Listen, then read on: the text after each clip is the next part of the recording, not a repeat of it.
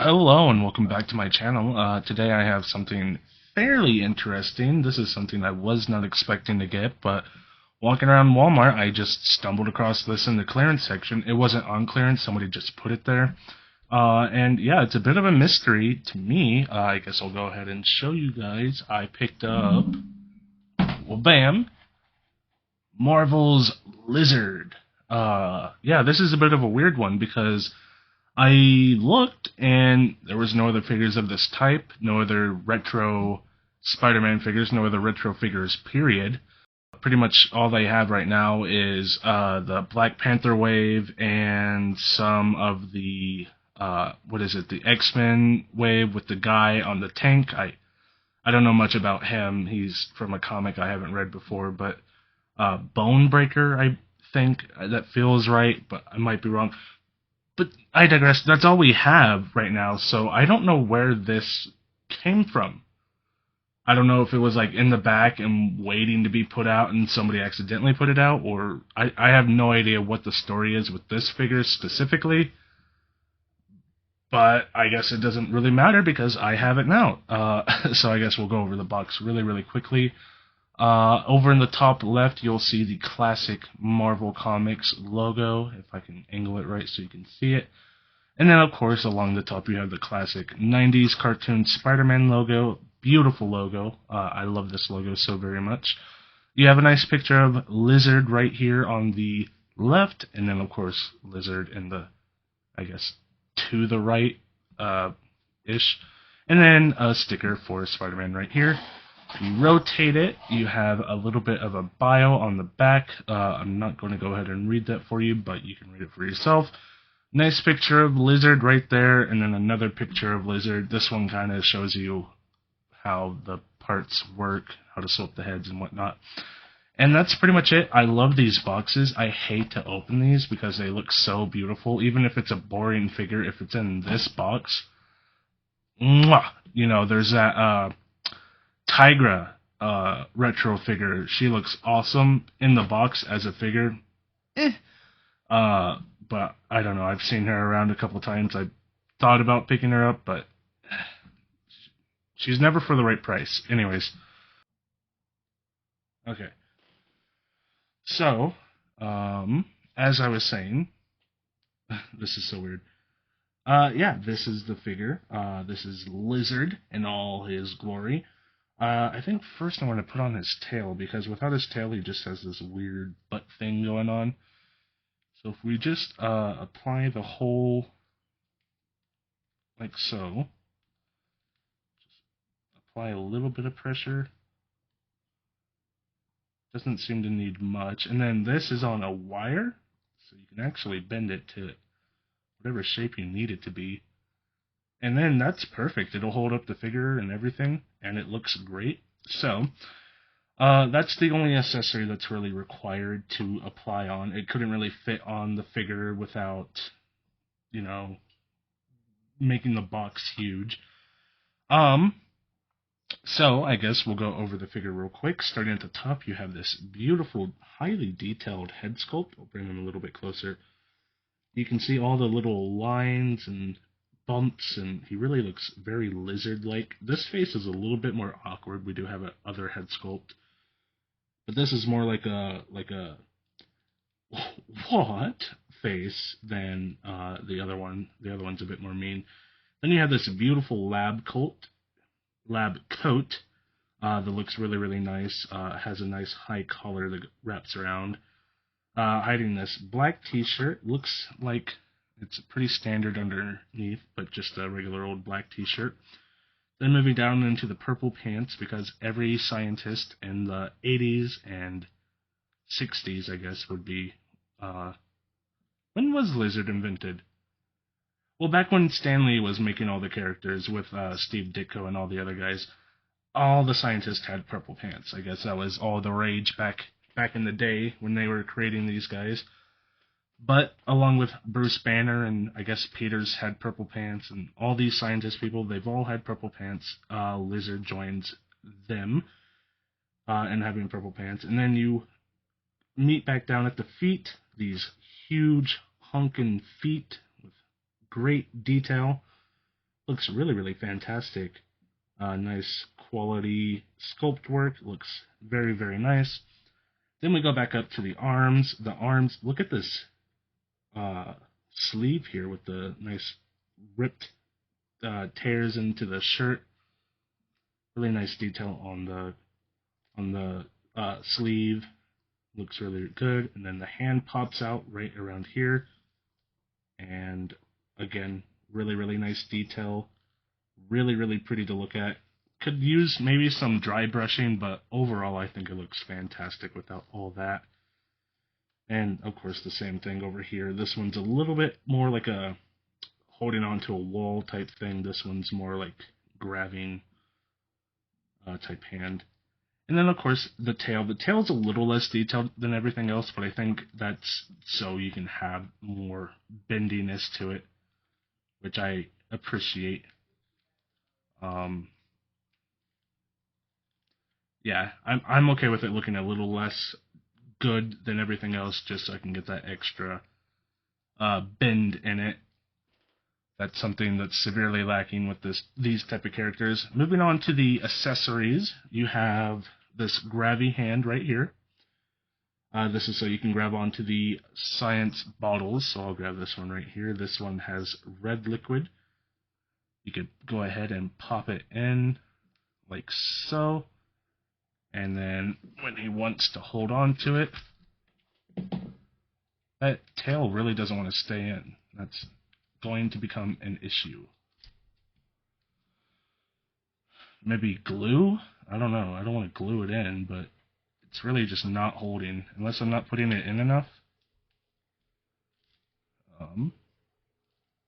Right around. I guess it's staying. But yeah, now you can hold some liquids, and this hand, the other hand, is just a regular old fist hand, if it'll focus. Regular old fist hand. Please focus. Yeah, so regular old fist hand looks really good.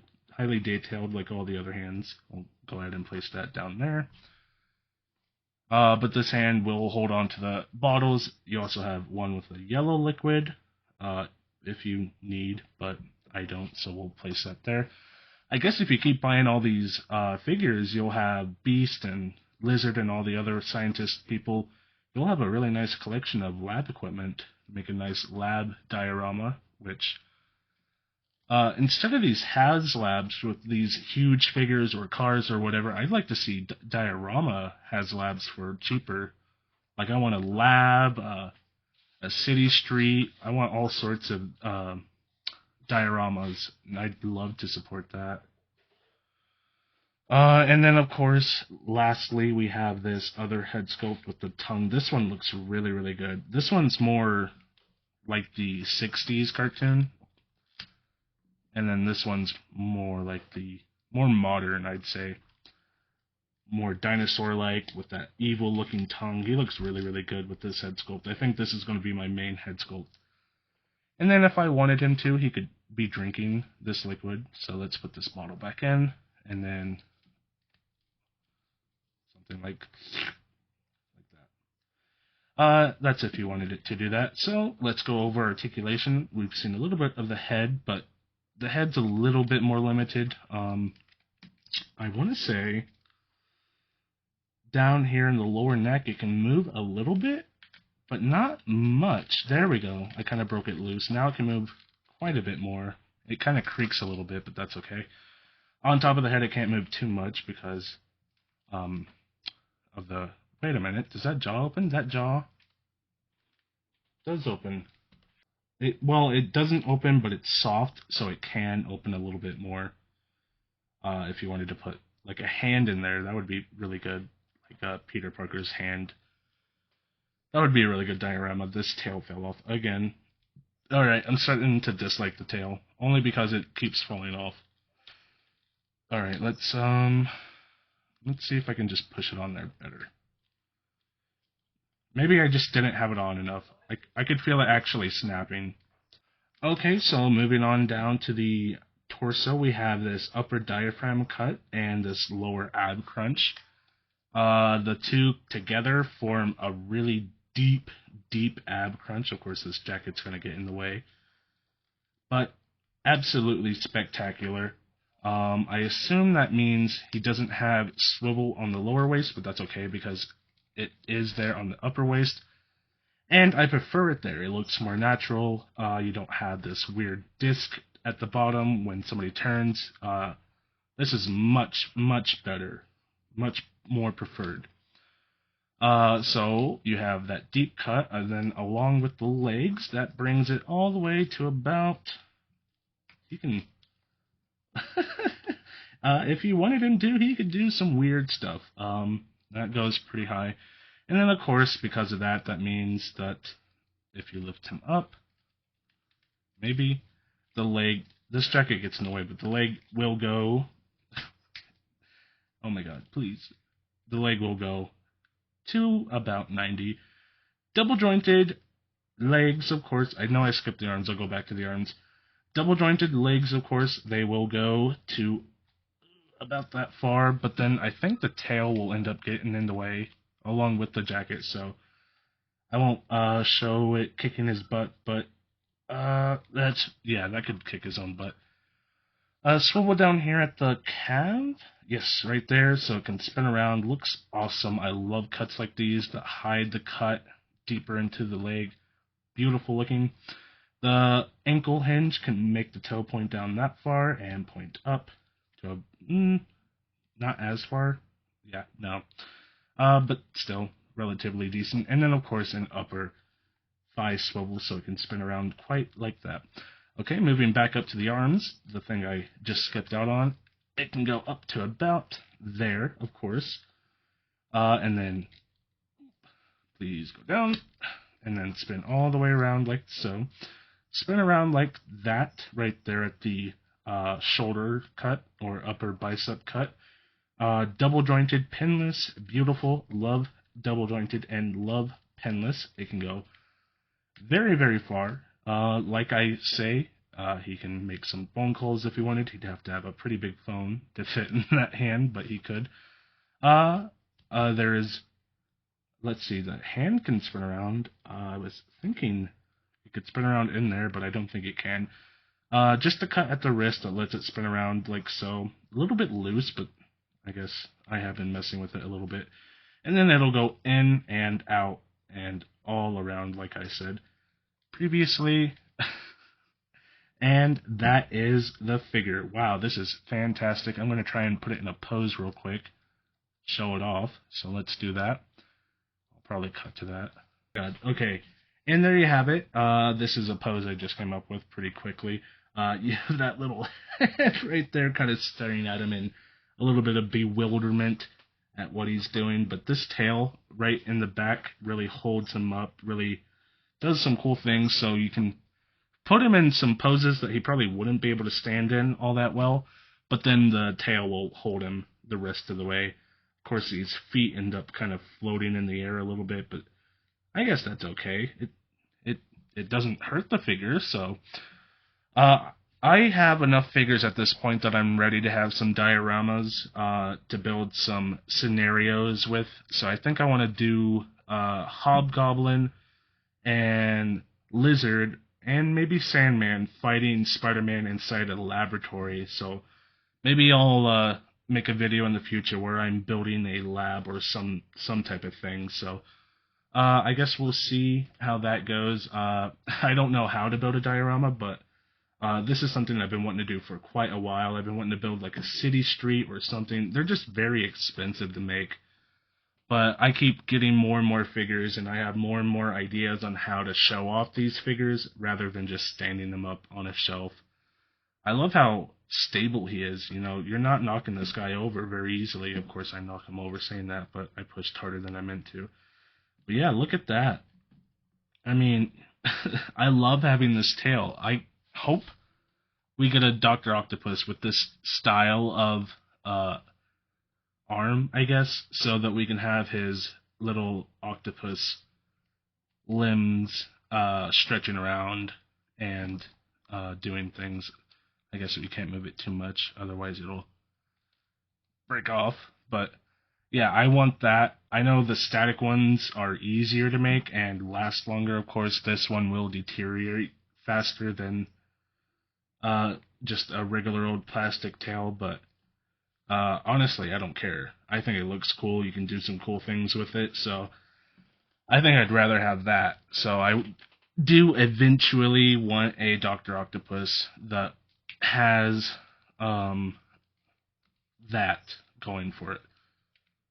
Stand him up again.